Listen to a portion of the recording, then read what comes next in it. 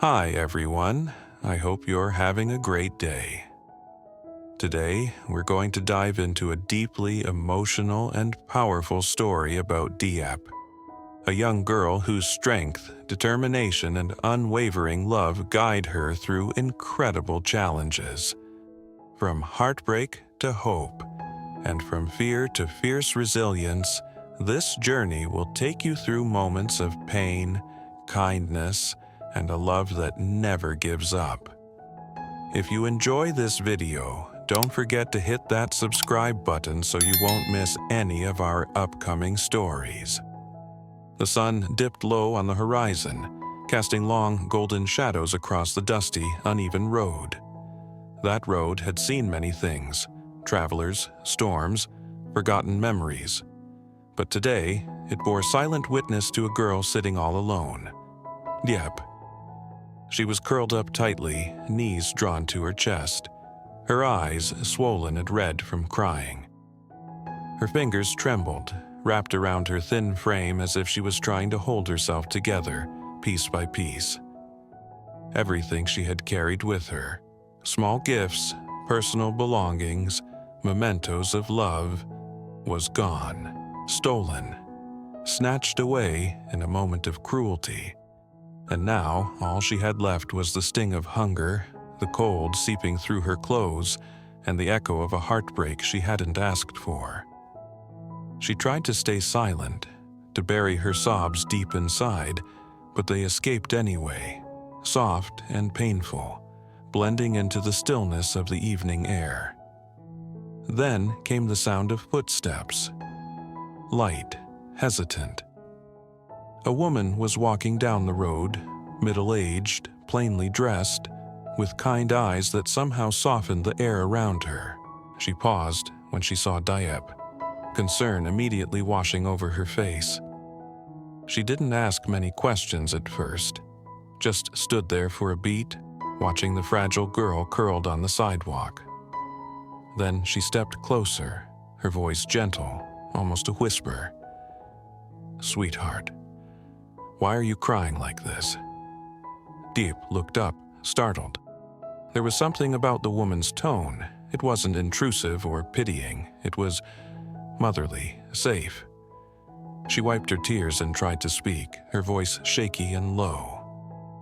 Bit by bit, her story unfolded. The stolen gifts, the freezing night she had spent alone, shivering in the dark, too afraid to close her eyes. The woman's expression changed as she listened. Her eyes welled up slightly, her mouth tightened with emotion. You could see the empathy on her face, raw and real. Without another word, she turned and hurried away, disappearing into a nearby shop. Minutes later, she returned, carrying a small bag. She didn't ask Diep what she liked or if she was hungry.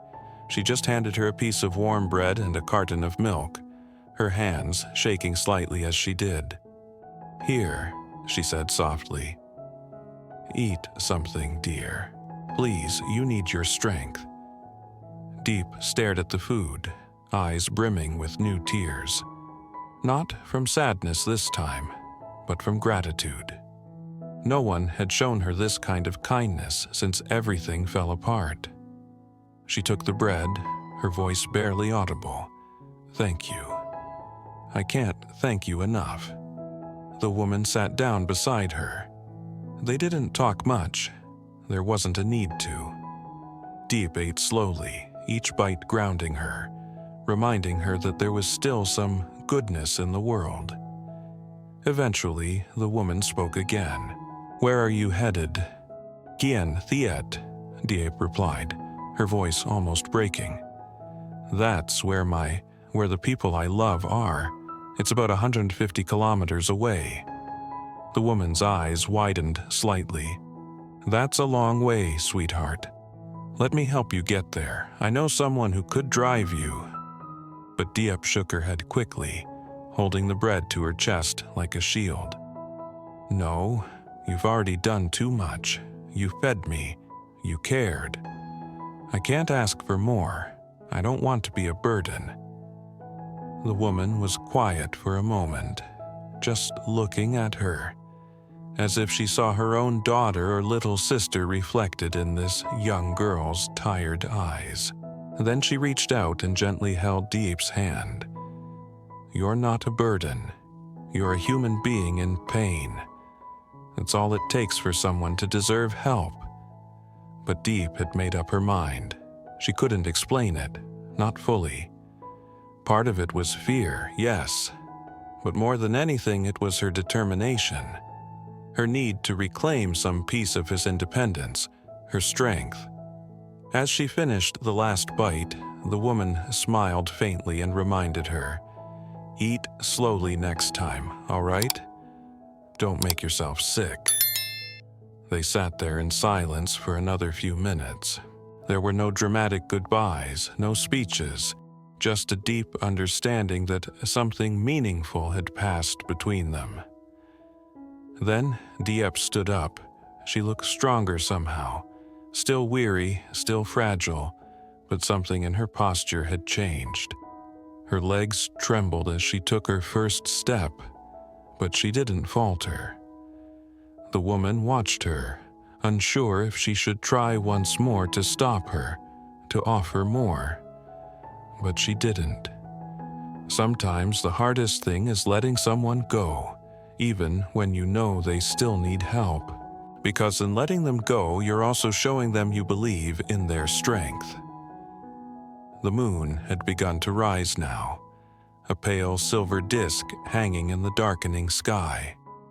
Diep turned back for just a moment and gave the woman a small smile. Not cheerful, not carefree, but full of something even more powerful: gratitude. The woman hurried after her one last time and pressed a few bills into her hand. "For food later," she insisted. "I'm worried you'll collapse." Diep hesitated, then slowly handed the money back. "Really, I'm okay. Your kindness was more than enough." She wasn't lying. She was still hungry, still tired, but her spirit was fed, and that counted for something. So she walked. The road to Tu Diep stretched endlessly ahead, each kilometer a challenge. But Diep didn't think about the distance. She thought about James, the warmth in his eyes, the way he made her laugh, the memories they shared before everything was torn apart. Love was stronger than fear. It had to be. She whispered to herself, "I have to go.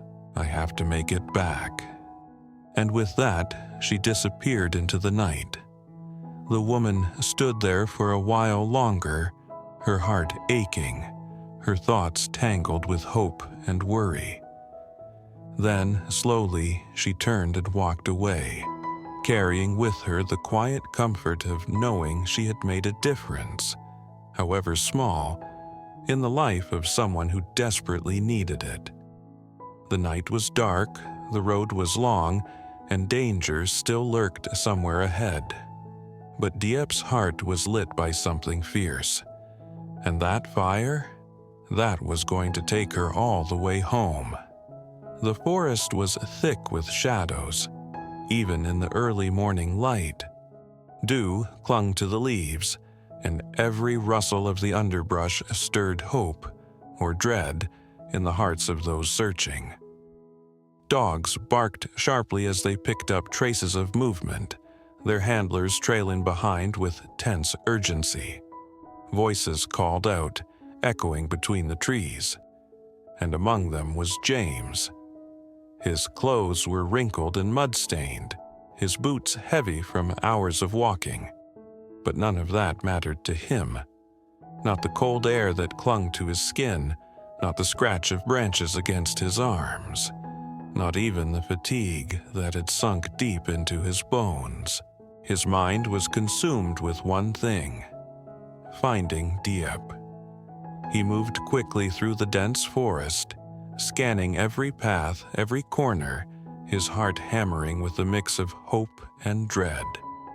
He wanted to believe she was out there. He needed to believe it. but the silence of the forest had a way of eating away at that belief.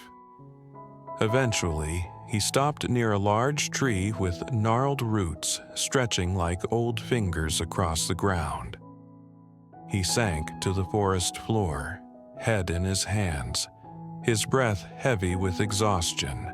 His friend and fellow searcher crouched beside him, offering quiet reassurance. "Diep's smart. She grew up around here. If she passed through this forest, she probably knew where to go. She wouldn't have stayed." James didn't respond right away.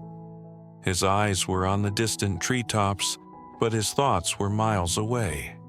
His voice was low and raw when he finally spoke. "I shouldn't have let him go." His friend looked at him, puzzled. "Let who go?" "John," James whispered bitterly. "From the beginning, I gave him the benefit of the doubt. I thought he could change. I thought maybe he wasn't a lost cause. John, the man who had betrayed him, who had orchestrated Diep's abduction." The name was like poison in his mouth. It brought with it a storm of guilt and rage. His friend placed a firm hand on his shoulder. "You're not responsible for his choices, James. You acted in good faith. That's not a crime." James shook his head slowly. He didn't want to hear it. His heart was too heavy, his mind too full of regrets. "She trusted me, and I failed her." Since Diep had disappeared, James's world had narrowed down to this search. His business, once the center of his life, no longer mattered. The lumber yards, the contracts, the meetings, all of it had faded into the background. He had handed it all over to his secretary without a second thought.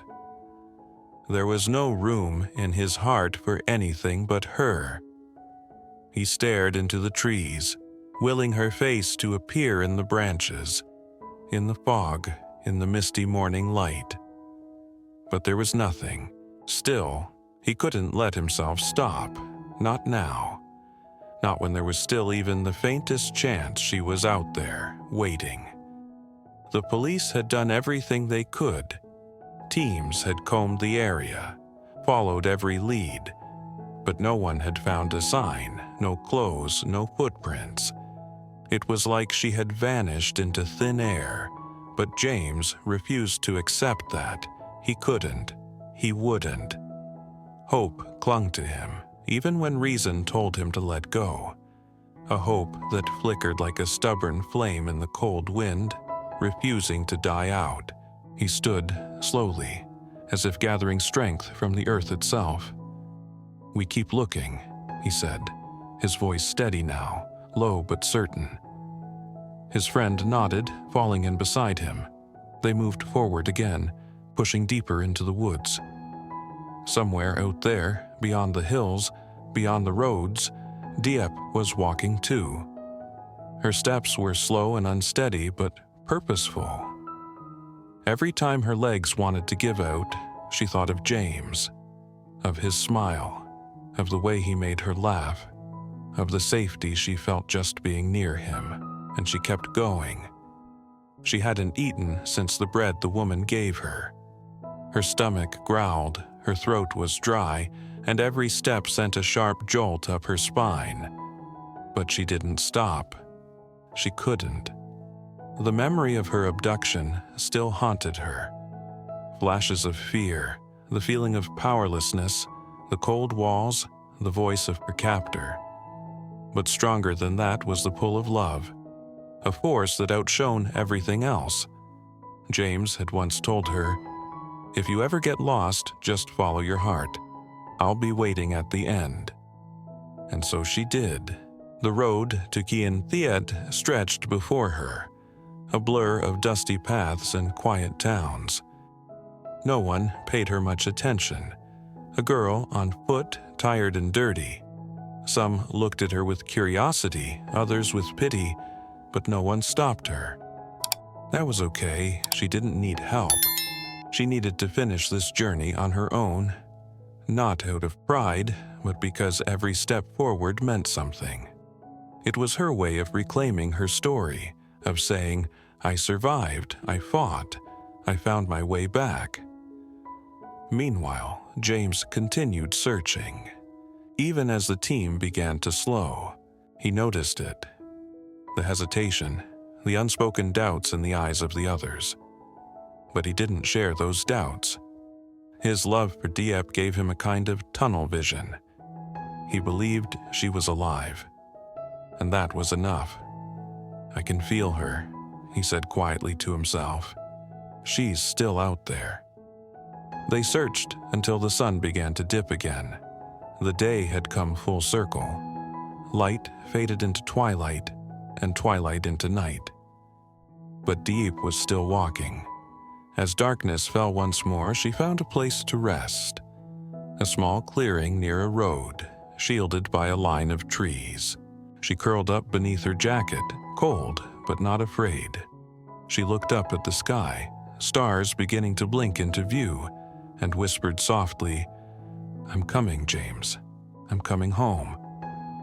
In another part of the forest, James looked up at those same stars and made a silent vow. "Wherever you are, I'll find you, no matter how far, no matter how long." Two souls, separated by distance, bound by something stronger than fate. They weren't lost. They were finding their way, step by step, breath by breath, guided by the light of love that neither time, nor fear, nor darkness could ever fully extinguish. This is the emotional journey of Diep, a young girl left broken and alone after her belongings are stolen. Hungry and heartbroken, she meets a kind stranger who offers food and compassion, reigniting a small spark of hope. Despite the woman's offer to help, Diep chooses to walk alone, determined to return to Tu Diep, where James, the man she loves, awaits. Meanwhile, James is deep in the forest with search teams, refusing to give up even as hope fades. Haunted by guilt over trusting the man who abducted Diep, James pushes forward, driven by love.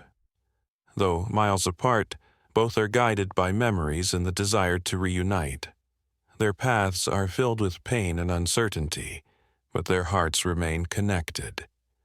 This is a story of resilience, love, and the unbreakable human spirit in the face of darkness.